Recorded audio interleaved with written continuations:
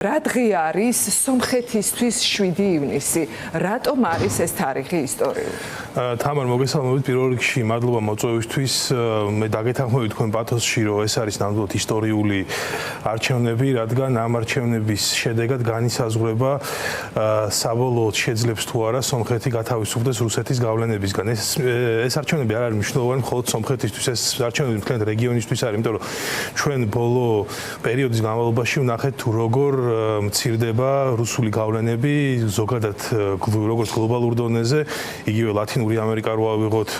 სხვა კონტინენტები, ასევე ჩვენს რეგიონში, ხო, ანუ იგივე აზერბაიჯანის კონტექსტში რო შევხედოთ სიტუაციას, ჩვენ ვნახეთ როგორ ასე ვთქვათ შეიცვალა აზერბაიჯანის საგარეო პოლიტიკური ვექტორი, თუ ვთქვათ აქამდე აზერბაიჯანი ინარჩუნებდა რუსეთთან ძალიან მჭიდრო კავშირებს, ის გადაერთო ამერიკის შეერთებულ შტატებთან ურთიერთობების გაღრმავებაზე და შესაბამისად შეამცირა თავისი თანამშრომლობა რუსეთთან. პლუს ამას რიტორიკა შეცვლილი არის რადიკალურად, ამას რა თქმა უნდა თანამძღოლდა კონკრეტული ფაქტებით, იგივე აზერბაიჯანული თვითმფრინავის ჩამოგდება და ასე შემდეგ. თუმცა პრინციპების დონეზე ეს არის ცვლილება, ეს არის დადებითი ცვლილება მთლიანად რეგიონულ კონტექსტში, იმიტომ რომ ზუსტად ეხა დგება ის მომენტი, საფუძველი ეყრება იმ მომენტს, რომ სამხრეთ კავკასიის რეგიონი მთლიანად გათავისუფლოს რუსეთის გავლენისგან და შეძლოს დაადგეს იმ გზაზე, რომელიც მას მიიყვანს მდგრად განვითარებამდე, სტაბილურობამდე და უსაფრთხოებამდე. აქედან გამომდინარე, ამ არჩევნებს კრიტიკული მნიშვნელობა ექნება სამხრეთ კავკასიის მომავალზე და შესაბამისად ძალიან მნიშვნელოვანი არის, რომ ის შედეგი დადგეს, რა შედეგიც ზოგადად მთლიან რეგიონზე პოზიტიურ გავლენას მოახდენს. აი ამ შედეგის დადგომის წინ რა სურათი გვაქვს თავად სომხეთში? ჩვენ ვიცით, რომ სამվել კარაპეტიანის ერთ-ერთი კონკურენტია, თუმცა ბოლო კვლევები როგორც აჩვენებს, დიდი განსხვავებაა პაშინიანსა და კარაპეტიანს შორის, მაგრამ მაინც რა მოცემულობაა, ვიცით რომ მას მხარს უჭერს რუსეთი და ის რუსული მუქარები, ემბარგოს დაწესება, რომ ევრაზიული კავშირის და ევროკავშირის წევრი ერთდროულად ვერ იქნება ქვეყანა და რომ ევროკავშირში გაწევრიანების შემთხვევაში იგივე მოუვა სომხეთს, რაც მოუვიდა უკრაინას და ომის თემით მუქარა ძალიან აქტიურია ახლა იმ პრორუსული პროპაგანდა, ანუ იქაც მუშაობს, ხო? კი, რა თქმა უნდა, სომხეთში ახლა ამ მხრივ ძალიან რთული ვითარება. რუსეთი თავისი ეგრეთ წოდებული სათამაშო წიგნი და ინსტრუქციით მოქმედებს. ეს არ არის ასე ვთქვათ სიახლე მაგალითად საქართველოსთვის, იმიტომ რომ ჩვენ ყველაფერის გამოვლილი გვაქვს, ხო, ანუ იგივე ემბარგოს საკითხი გვახსოვს. კი, ზუსტად იგივე სტილით მოქმედებს. იგივე სტილი აქვს, იმიტომ რომ კრემლს ერთი სტილი აქვს, ერთი მიდგომა აქვს. უბრალოდ მეთოდების შორის ხარი ხოლმე კონკრეტული განსხვავებები. ჩვენც გამოვლილი გვაქვს ეს ემბარგო, რომელმაც რა თქმა მიუხედავად იმისა, რომ გარკვეული დარტყმა მოაყენა ჩვენ ეკონომიკას მოკლევადიან პერიოდში, გრძელვადიან პერიოდში ამან რეალურად დადებითი გავლენა მოახდინა ჩვენს ქვეყანაზე და იგივე ბაზრის დივერსიფიცირებაზე. აქტიურად მუშაობს დეზინფორმაცია, კრემლის ნარატივები, რომელიც ასევე არ არის უცხო და მე ვფიქრობ, რომ სომხეთის მოსახლეობის დიდი ნაწილი უკვე მედეგი არის ამასთან დაკავშირებით და ისინი ხედავენ რეალურად საითკენ არის მიმართული ეს ნაბიჯები და მე ვფიქრობ, რომ საზოგადოება სწორ არჩევანს გააკეთებს, მარაყვება ამ რუსული ჰიბრიდული ომის ასე ვთქვათ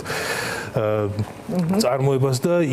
დადგება ის შედეგი, რომელიც მნიშვნელოვანი იქნება როგორც სომეხი ხალხისთვის, ასევე რეგიონისთვის, ასევე მნიშვნელოვანი იქნება ფაშინიანის გამარჯვების შემთხვევაში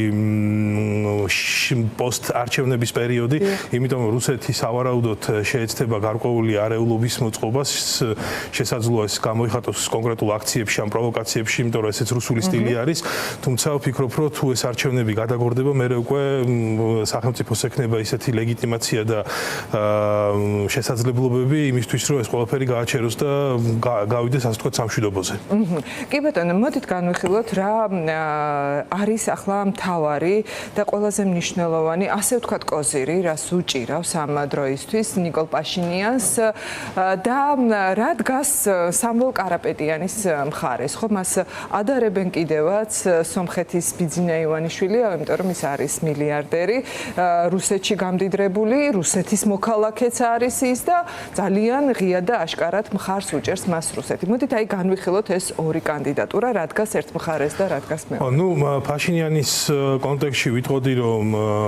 საზოგადოების დიდი ნაწილი არის მისი მხარდამჭერი და რეალურად ფაშინიანმა შეძლო, რომ სომხეთში მოახდინა რეალური ცვლილებები და ქვეყანა დაეყენებინა დემოკრატიულ გზაზე. რა თქმა უნდა, სომხეთის დემოკრატია არ არის იდეალური, თუმცა მნიშვნელოვანი გარემოება არის ის, რომ ეს პროცესი დაიძრა და ქვეყანა შედგა, ასე ვთქვათ, განვითარების რელსებზე. ამავდროულად ფაშინიანს აქვს სრული დასავლეთის მხარდაჭერა, როგორც ევროკავშირის მხრიდან, ასევე ამერიკის შეერთებული შტატების მხრიდან და გვაქვს უშუალოდ დონალდ ტრამპის განცხადება, რომელმაც ღიად მხარი დაუჭირა ფაშინიანს, რაც პროევროპული და პროდასავლური ამორჩევლებისთვის ერთგვარი სიგნალი იყო, რომ მხარი დაეჭირათ ფაშინიანისთვის. ხო, აქ ცოტა ცუდი გამოცდილებაა, თქვა ორბანს დაუჭირეს მხარი. კი ბატონო, მაგრამ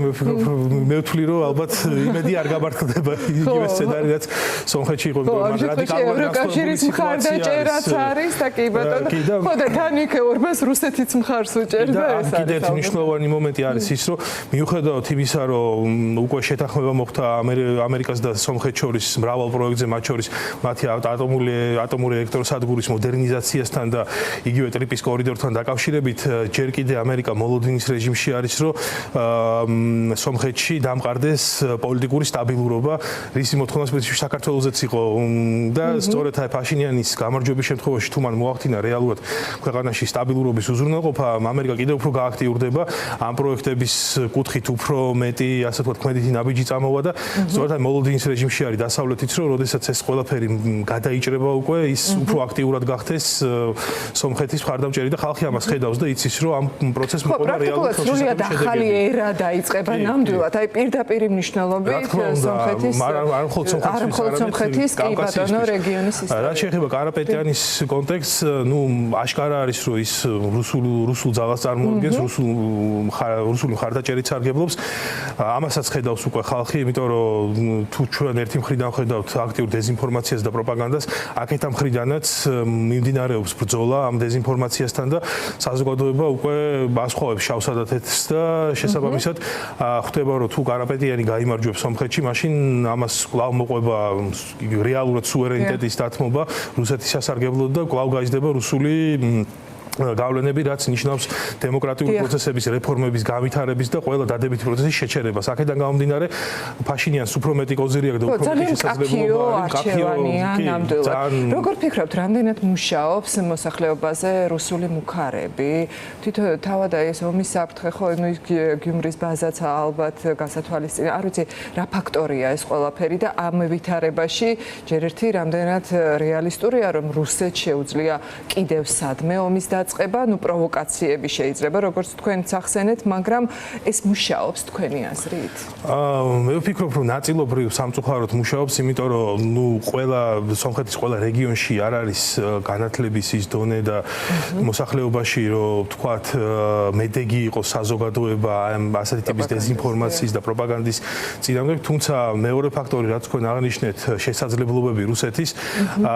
აქ არის რამდენიმე მდგენელი, რაზეც დამოკიდებულია რუსეთის ქმედებები.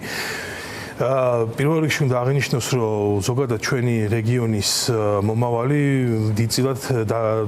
დამოკიდებული არის უკრაინაში მიმდინარე ომის შედეგებზე. ჩვენ ხედავთ, რომ უკრაინა აღწევს წარმატებას, აი გუშინდელი ზელენსკის წერილიც ძალიან მნიშვნელოვანი იყო იმ კუთხით, რომ უკრაინამ არა მხოლოდ სამხედრო უპირატესობა აჩვენა რუსეთს, არამედ ფსიქოლოგიური უპირატესობის მომენტი შემოიტანა ამ ომში და შესაბამისად მნიშვნელოვანი წერილი იყო. კი, რა თქმა უნდა, იმიტომ რომ შეხედეთ როგორ არის, როდესაც ორ ქვეყანას შორის სამხედრო დაპირისპირება და ომი მიმდინარეობს, რა თქმა უნდა, სამხედრო შესაძლებლობებს მნიშვნელოვანი როლი აკისრია ამ შემთხვევაში, მაგრამ ამის მნიშვნელოვანი კომპონენტი არის ფსიქოლოგიური ომის წარმოების მეთოდოლოგიაც და იგივე პროპაგანდა და დეზინფორმაცია და აი ამ კონტექსტში ხო გუშინდელი ზელენსკის განცხადება იგივე აი რუსეთის აღლუმი რო ავიღოთ, ხო ანუ მაშინაც გარკვეული ეს ფსიქოლოგიური უპირატესობა აჩვენა ზელენსკიმ თავის განცხადებით, რომ აი ნებას გსტავრო მნიშვნელოვანი გარდატეხა ახლა იყო ეს წერილი, კი და აი ნამდვილად ისტორიას დარჩება ეს 19 ეს დადებითი ტენდენცია უკვე აშკარა არის, როგორც ფსიქოლოგიურად, ასევე სამხედრო კუთხით და მე ვფიქრობ, რომ რუსეთის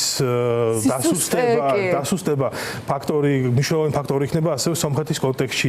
ასევე გასათვალისწინებელია ის მომენტიც, რომ ამერიკამ უკვე ასე ვთქვათ მოღნიშნა თავისი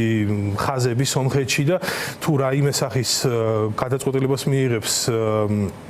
რუსეთი, ეს ნიშნავს იმას, რომ ის არ მხოლოდ სომხეთის, არამედ ამერიკის წინააღმდეგაც მიდის და მესამე ფაქტორი არის ის, რომ რუსეთის სამხედრო შესაძლებლობები დღეს არ არის იმ კონდიციაში არ არის ნამდვილად. მან შეძლოს თუმცა გამორიცხული არაფერი არ არის საჭიროების შემთხვევაში შეკრებს შესაბამის რეზერვს იმისთვის, რომ მოახდინოს გარკვეული თქვა სამხედრო ჩარევა, მაგრამ ამ ეტაპზე გასათვალისწინებელი ასევე ის ფაქტორი, რომ თუ რუსეთმა გაადგა ეს ნაბიჯი, არ არის გამორიცხული, რომ სხვა ქვეყნებამ დაეხმაროს სომხეთს, რაც გაართულებს რუსეთის მოქმედებებს. აქედან გამომდინარე, მე ნაკლებად სავარაუდოდ მეჩვენება ეს სცენარი, მაგრამ კიდე ერთი ფაქტორი არის, როდესაც ჩვენ საუბრობთ უკრაინაში რუსეთის წარუმატებლობაზე, ხო, აქ შესაძლოა ის იგივე შიდა აუდიტორიისთვის და შიდა ლეგიტიმაციისთვის პუტინს დაჭირდეს რაიმე სახის ისეთი ნაბიჯის გადადგმა, რომელიც დააბალანსებს წარუმატებლობას უკრაინაში და აი ამ კუთხით ეს რისკი შეიძლება არსებობდეს, თუმცა აქეთ ხარეს არსებული უფრო დიდი რისკები ალბათ უფრო გადაწონის ამ მოცემულობას. ხო, კი, ნამდვილად და თან ახლა სომხეთის მოქალაქეებმა ძალიან კარგად დაინახეს, რომ ომის სინამდვილეში სწორედ რუსეთთან ერთად ყოფნა, იმიტომ რომ როდესაც ისინი რუსეთის გავლენის ქვეშ იყვნენ, იქ იყო მუდმივი და დაუსრულებელი ომი და ბოლოს ძალიან მოკლედ მინდა ნიკა რომ მიპასუხოთ, როგორ აისახება საქართველოსთვის რა გავლენას მოახდენს არჩევნების შედეგები სომხეთში? იცით რა არის ზოგადად დღეს სამხრეთ კავკასიაში მიმდინარე პროცესები არაერთ შესაძლებლობის ფანჯარას ხსნის მათ შორის საქართველოსთვის, რომელიც სამწუხაროდ არ არის გამოყენებული და მთავარი კითხვა იბადება, რომ მომავალში გვექნება კი ასეთი შესაძლებლობის ფანჯრები, რომ გამოვიყენოთ. აქედან გამომდინარე ეს ძალიან ნეგატიური ტენდენცია არის, რაც დღეს მიმდინარეობს ჩვენ კონტექსტში. არ ხდება ამ ყველა სიკეთის ათვისება, რასაც გვთავაზობს, მათ შორის ამერიკის კონტექსტშიც, იმიტომ რომ იგივე რუბიოს განცხადებები, ამერიკის სახელმწიფო დეპარტამენტის რამდენიმე დელეგაციის ვიზიტი მიუთითებს იმაზე, რომ ამერიკის მხრიდან კვლავ არსებობს საქართველოს მიმართ დიდი ინტერესი და ამერიკის საგარეო პოლიტიკა ესე მარტივად არ იცვლება ადმინისტრაციებს შორის ცვლილებების პერიოდში. თუმცა ამ ყველაფერს სჭირდება გამოყენება, თუ არ მოხდა ამერიკასთან ურთიერთობების გადატვირთვა, თუ საქართველო არ გამოვიდა საერთაშორისო იზოლაციიდან და ჩვენ არ მოვახდინეთ ასე ვთქვათ რეგიონულ პროექტებში მეტი ინტეგრაცია, რა თქმა უნდა, ეს იქნება გაშვებული შესაძლებლობა და მხოლოდ დაასუსტებს ჩვენ ქვეყანას და საბოლოო ჯამში. და ტრაექტორია თუ არ შეიცვალა, როგორც მარკო რუბიომ თქვა, განცხადებაში პირდაპირ ასე ვთქვათ დაეთანხმა და გაიზიარა ჯო უილსონის რიტორიკა და სხვათა შორის აქ მნიშვნელოვანი ფაქტორი იყო ის, რომ დაინგრა ის დეზინფორმაციული ნარატივი, რომელიც მოქმედებდა, რომ თითქოს ბაიდენის ადმინისტრაცია უსამართლოდ ექცეოდა ხო ქართულ ოცნებას. შესაბამისად, ხო, ეს შესაძლებლობები თუ არ იქნება გამოყენებული, ხო, მაშინ ჩვენთვის ეს ძალიან ნეგატიური იქნება, თუმცა ისიც უნდა აღინიშნოს, რომ აქეთ მხარეს, ახლა ჩვენ მხარეს ნამდვილად არსებობს ძალები, რომლებსაც რეალურად შეუძლიათ ამერიკასთან ურთიერთობის გადატვირთვა. მე არ მინდა ხა ამბიციური განცხადება გამომივიდეს, მაგრამ უშუალოდ ჩვენი გუნდის ჯერ საქართველოს ნამდვილად შესაძლებლობაც აქვს, ადამიანური რესურსიც აქვს და შესაბამისი კონტაქტებიც აქვს, რომ ეს ურთიერთობები შემოვაბრუნოთ, არა მხოლოდ სტრატეგიული პარტნიორობა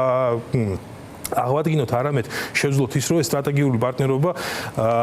გარდავსახოთ სტრატეგიულ მოკავშირეობაში, რაც თვისებრივად ახალ საფეხურზე აიყვანს ჩვენი ქვეყნის ურთიერთობებს ამერიკასთან და გაცილებით უფრო მეცარგებელს მოუტანს, ვიდრე ეს აქამდე ხდებოდა. თუმცა ამას, რა თქმა უნდა, სჭირდება შესაძლებლობა და ამას სჭირდება პოლიტიკური ნება, რისთვისაც მაგალითად ჩვენი გუნდი მზად არის და